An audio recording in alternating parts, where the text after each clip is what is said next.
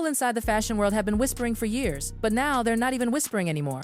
Designers are openly rolling their eyes, closing their doors, and quietly blacklisting Meghan Markle, and not because of jealousy, not because of snobbery, but because they're tired. Tired of the drama, tired of the losses, and tired of being burned.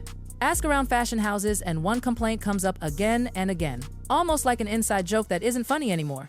If you loan Meghan Markle a dress, say goodbye to it, permanently. Designers loan pieces for photo shoots and public appearances with one expectation: the clothes come back. That's how the system works.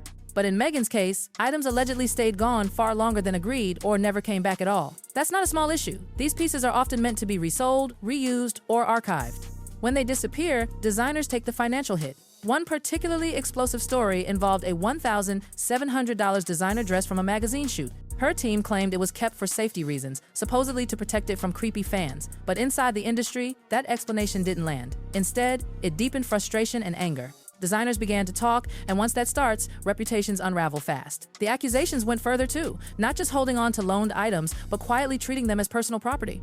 The word "no one" once attached to their name started circulating, stealing. 2022, she was given this to put on for this photo shoot, and basically the story is New York Post on its famous gossip page 6 reporting yesterday, I believe it was, that she walked off with it. She just walked off with it. And she's been confronted with this, basically saying, as we say in Britain, did you nick that dress? Did you steal it? Did you steal it? For designers, this behavior isn't just annoying, it's alarming. Clothes and materials loaned for filming were reportedly never returned at all. Instead, they were treated like personal wardrobe pieces. Imagine pouring time, money, and creativity into something, only to watch it vanish. Who would willingly lend to someone with that reputation? Designers talk, assistants talk, stylists talk. And once that trust is broken, it doesn't come back. Clothing worn by members of the royal family and other public figures has been targeted for resale in the past, making the practice both common and precautionary. So basically, Meghan saying, I hate my diehard fans that would want to buy something I wore. I mean, she's blaming the fans that would want to buy something she wore. But the frustration doesn't stop at missing clothes. Designers are equally furious about how their work is worn. Time and again, Meghan appears in outfits that look wrinkled, poorly fitted, or completely unaltered. Clothes too big, too tight, dragging, bunching, details that matter in fashion. A well-pressed, properly tailored outfit elevates a brand. A sloppy one does the opposite. And when photos go global, the damage is permanent. This rather bulky column dress, this looks a little intense. I feel like this doesn't fit her very well. And she's doing that, here's that aggressive slicked back hairstyle. And you can see here how it makes her face, it's just less flattering to her face to have that aggressive of a slicked back hairstyle. It's also not always the best option if you have a particularly long face or a particularly wide, round face. Designers who spent countless hours perfecting a piece have reportedly felt humiliated seeing it worn without proper tailoring. Critics have said Meghan often ignores expert advice, refusing recommended alterations. The result? Luxury pieces photographed looking like thrift store finds. In the fashion world, that's not just embarrassing, it's brand sabotage. When your work appears sloppy on a global figure, the blame doesn't fall on the wearer, it falls on the label. Then came the Balenciaga controversy, which only deepened resentment. Meghan appeared at events tied to the brand shortly after it faced accusations involving disturbing advertising imagery connected to children.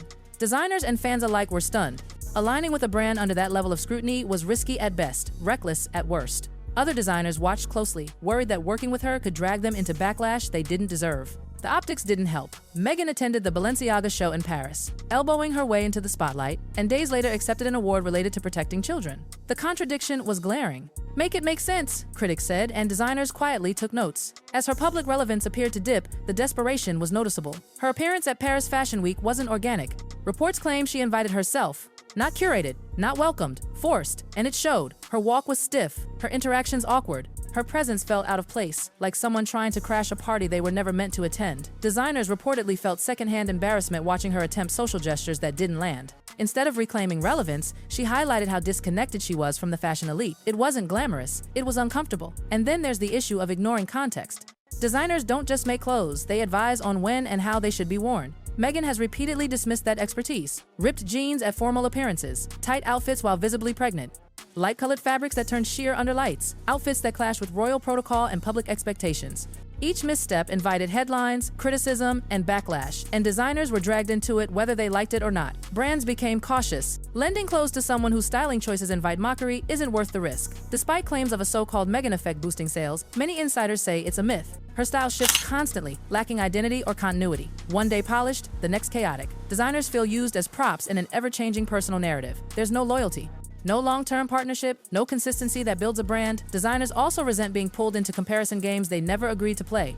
Meghan frequently positions herself alongside Kate Middleton, Princess Diana, or Hollywood icons. That puts impossible pressure on designers.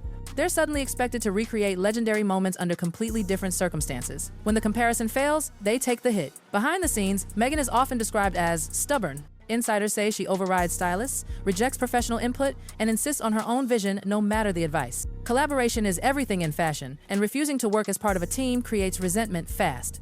Designers hate clients who won't listen but still blame the clothes. With access to the best tailors and stylists in the world, repeated fashion failures don't suggest ignorance, they suggest refusal.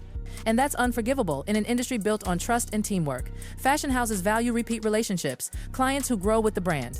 Meghan, however, is known for hopping from label to label, using designers briefly before discarding them. Time, effort, and resources poured into someone who won't stick around feels wasted. And finally, there's the silence. Fashion thrives on credit. Designers expect acknowledgement, gratitude, and professionalism. Yet many feel Meghan doesn't consistently praise or uplift the creatives behind her looks. Interviews focus on her style, not the hands that created it. In an industry built on exposure, that silence is loud and it's taken personally. Designers noticed. They pulled back. Quietly, decisively. There you have it. 10 reasons why so many designers want nothing to do with Meghan Markle anymore, drawn straight from industry frustration, not tabloid fantasy. And once fashion turns its back on you, it rarely looks back. And what makes this whole situation even more damaging is how quietly it's happened. There was no press release saying designers were done, no dramatic announcement, just unanswered emails. Stylists suddenly unavailable, loan requests politely declined, invitations that never arrived. In fashion, silence is rejection, and Meghan has been met with plenty of it. Designers don't forget patterns. They remember who cost them money, who embarrassed their brand, who ignored their guidance, and who failed to show basic professional respect. Fashion may look glamorous from the outside, but behind the scenes it runs on trust. Once that trust is broken, no title, no fame, no former royal status can repair it. What stings most is that this fallout was avoidable. With humility, collaboration, and consistency, relationships could have survived. Instead, designers were left feeling used, blamed, and discarded. And when creatives feel disposable, they walk away.